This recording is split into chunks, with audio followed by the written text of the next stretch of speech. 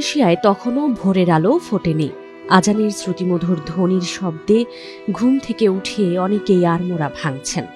Morning ওয়াকের জন্য প্রস্তুতি নিচ্ছেন আর্লি রাইজাররা। অনেকেই আবার তখনও গভীর ঘুমে আচ্ছন্ন। এমন সময় হঠাৎ করেই ভয়ঙ্করভাবে দুলতে শুরু করে ভবন।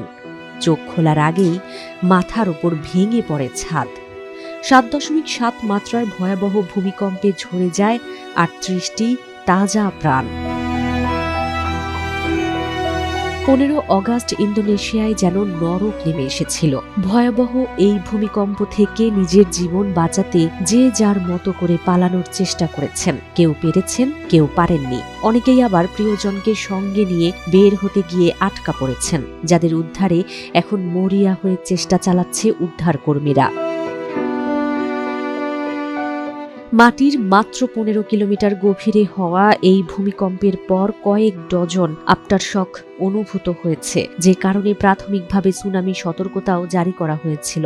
যদিও পরবর্তীতে তা তুলে নেওয়া হয়েছে, তবে বেশ কিছু এলাকায় 1 মিটার কম উচ্চতার সুনামির ঢেউ রেকর্ড করা হয়েছে। এ পর্যন্ত 38 জনের মৃত্যুর খবর নিশ্চিত করেছে দেশটির জাতীয় দুর্যোগ ব্যবস্থাপনা সংস্থা। এছাড়াও 2 জন গুরুতর আহত এবং 11 জন সামান্য আহত হয়েছেন বলে জানিয়েছে। নিরাপদ স্থানে সরিয়ে নেওয়া হয়েছে প্রায় 2000 মানুষকে।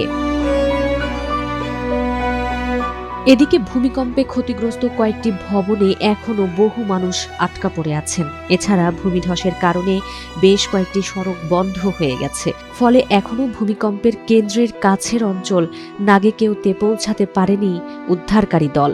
ফলে এ অঞ্চলটিতে ভয়াবহ ক্ষয়ক্ষতির আশঙ্কা করা হচ্ছে। এছাড়াও পূর্ব নুসা তেঙ্গারা, পশ্চিম নুসা তেঙ্গারা এবং দক্ষিণ সুলাওয়েসির কিছু এলাকায় ভূমিকম্পের তীব্র কম্পন অনুভূত হওয়ায় এই ক্ষয়ক্ষতি আরও বাড়তে পারে।